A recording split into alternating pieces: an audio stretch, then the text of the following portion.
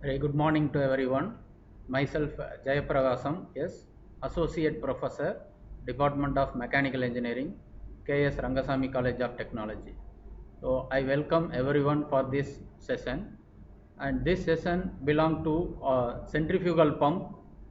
We will discuss the working principle of a centrifugal pump, then components of centrifugal pump, and practical applications of the pump. First, we see the centrifugal pump. It is a hydraulic machine which converts the mechanical energy into hydraulic energy by use of the centrifugal force acting on the fluid. Here you can see the sketch. The centrifugal pump consists of a impeller, then casing, then the water enters through the eye or inlet, then deliver at the outlet. So there are most popular and commonly used type of pumps for transfer of fluids from low level to higher level.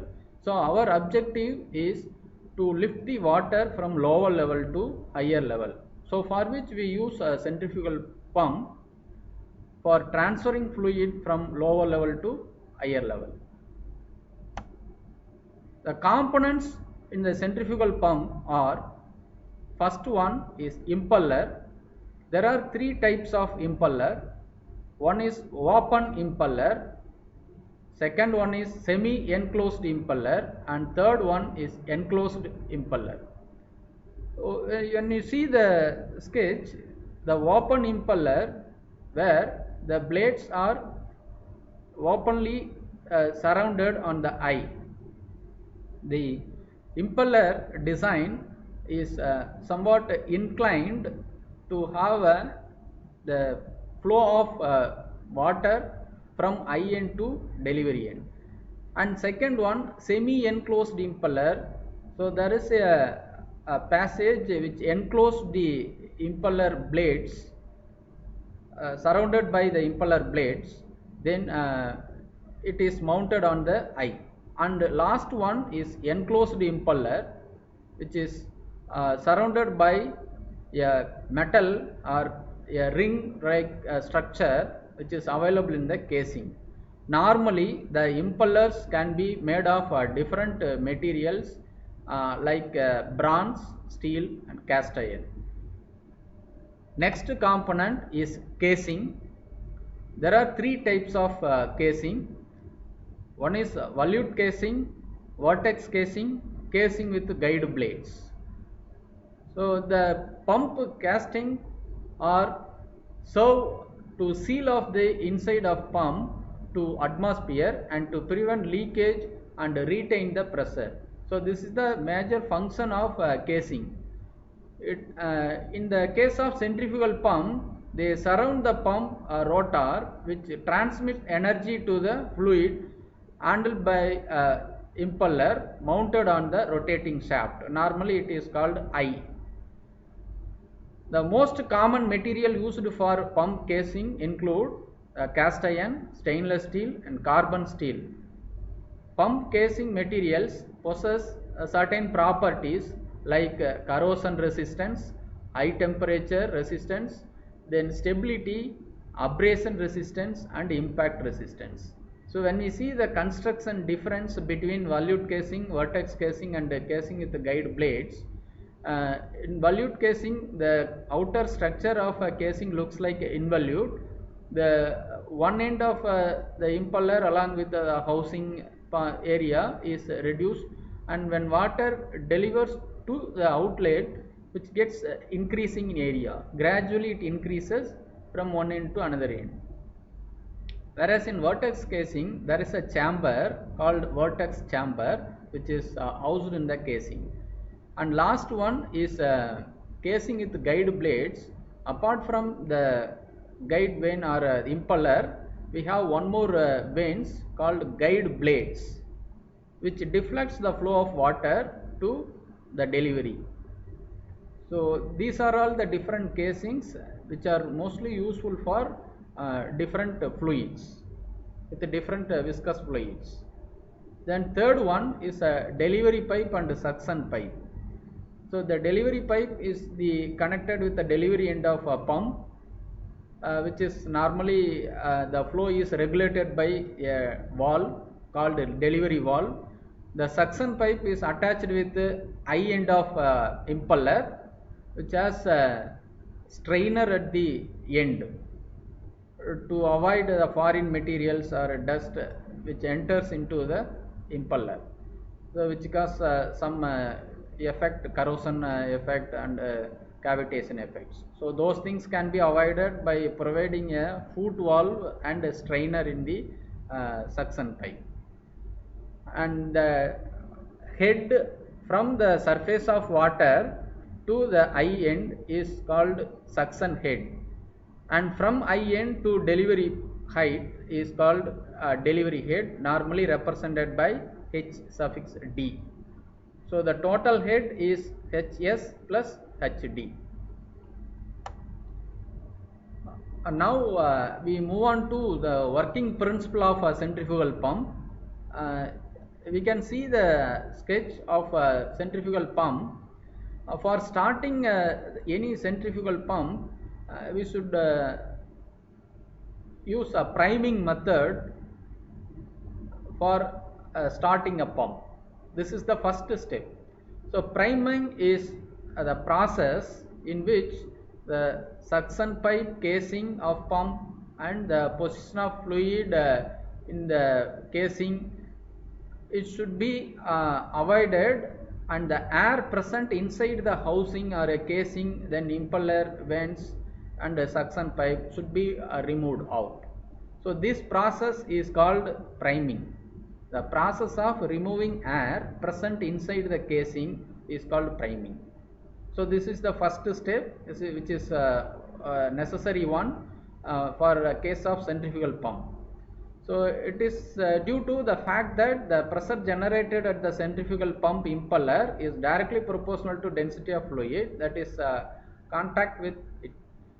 So the priming process is over, then the pump is allowed to rotate by means of electrical prime mover. Then the pump is rotating continuously. After the pump is primed and the electric motor started to rotate the impeller, the delivery valve kept closed in order to reduce the valve, and is open, the liquid made to flow in outward radial direction. Due to centrifugal action, vacuum is created. So to understand the concept of the centrifugal pump, first we remove the air present inside the casing, and there is no air. We ensure that there is no air inside the casing. So that should be performed by pouring a liquid or water inside the casing. Then we ensure that there is no air present inside the casing.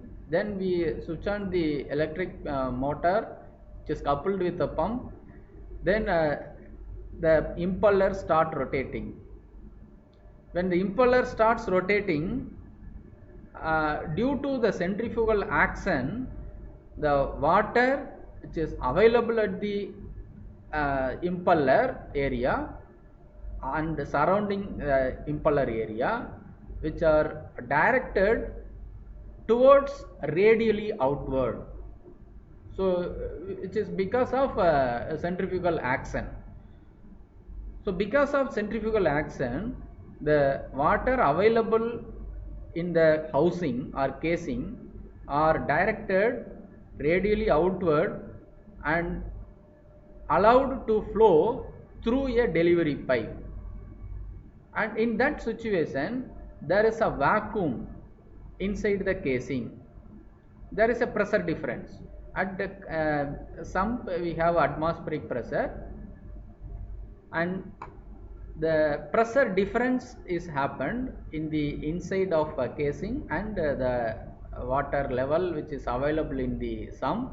Due to pressure difference, the water available in the sump is entered through the foot valve of suction pipe and filled inside the casing. And further rotation of your the impeller, the water again directed towards the delivery pipe. This process continues, so the continuous flow of water from casing is directed towards the delivery pipe, and we will get the continuous flow in the centrifugal pump. So this is the concept of centrifugal pump. For any pump we need priming. Centrifugal pump needs a priming, that is the prime step, and after that we switch on the pump through electric motor, and the electric motor is coupled directly with the pump. Then the process of centrifugal action takes place inside the casing. The water from sump enters through the suction pipe to the impeller casing, and then it is directed towards the delivery pipe in radial directions due to the centrifugal action. That is why the pump is called centrifugal pump. So this causes the liquid from sump to rush through the suction pipe to the eye of the impeller, delivered by replacing a long discharge from the center of circumference of impeller, utilized in lifting the liquid to the required height.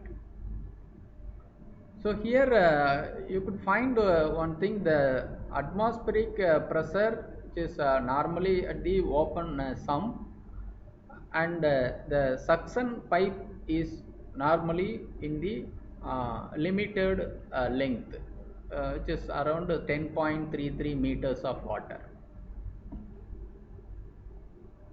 Moving on, there are different types of centrifugal pump.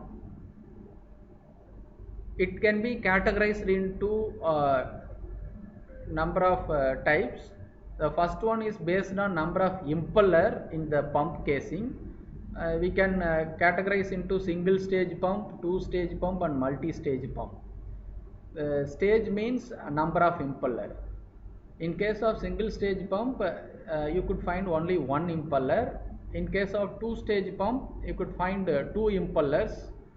And multi-stage, we can have a number of impellers according to the stage. For example, 10 stage pump means we can accommodate 10 impellers in a casing.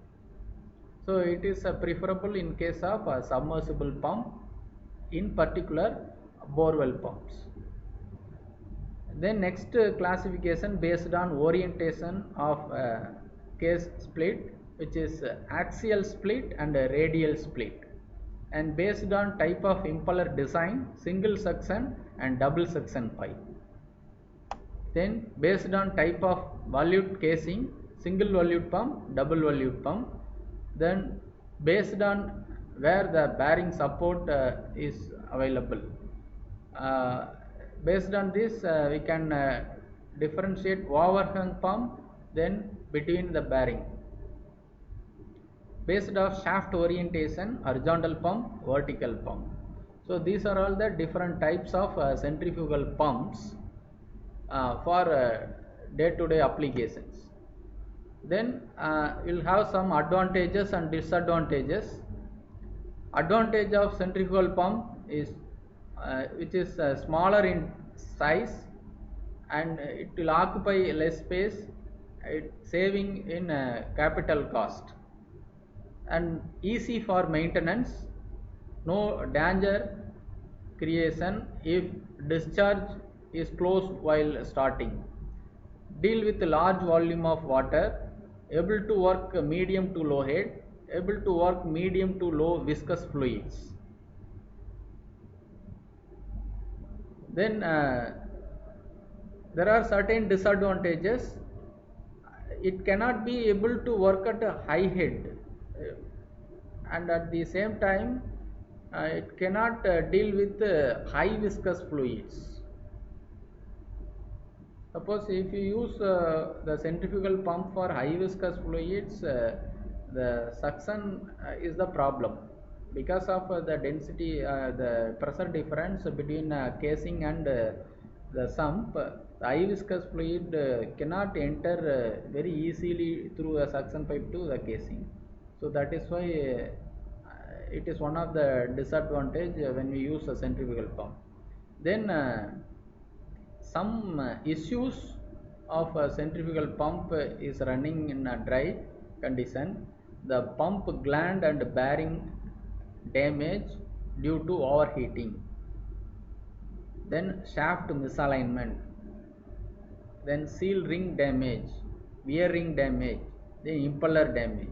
So these are all the issues which arises when the centrifugal pump is running in dry conditions. Next one, application of centrifugal pump. There are certain practical applications of a centrifugal pump. The oil and energy sector. In oil and energy sector, the centrifugal pump is used to pump the crude oil, slurry, mud and other fluids which are available in refineries and power generation plants. Then industrial and fire protection industry. Here the heating and ventilation, boiler feed applications for feeding water into a boiler, and other applications like air conditioning and pressure boosting, fire protection, sprinkler systems. So these areas we can find the application of a centrifugal pump. Then another one is waste management, agriculture and manufacturing, wastewater processing plants, municipal industry damage, gas processing, irrigation and flood protection. So those areas we can find the application of a centrifugal pump. Then pharmaceutical, chemical and food industries, paints, hydrocarbons, petrochemical, cellulose, sugar refining, food and beverage production, various industries like manufacturing, industrial, chemical, pharmaceutical, food protection, aerospace, and for the purpose of aerogenics and refrigerants. So these are all the application areas of a centrifugal pump. So thank you for your listening.